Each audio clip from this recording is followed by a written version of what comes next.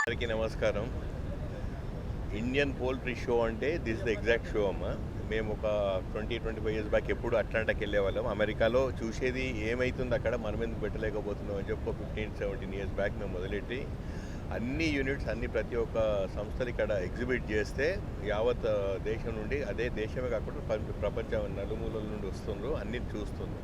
నా request poultry రైతులందరికీ ఏంటంటే రావాలి, చూడాలి, నేర్చుకోవాలి, అమలు చేయాలి. ఆ ఇంప్లిమెంట్ చేస్తే వేరే దేశంలో ఉన్న ప్రొడక్టివిటీ మనకు కూడా రావాలన్న తాపత్రయంతో ముందుకు పోతే డెఫినెట్గా ఆల్రెడీ మనం ఎదుగుతున్నాం, ఇంకా ఎదగాలని చెప్పి కోరుకుంటున్నాం. Good luck.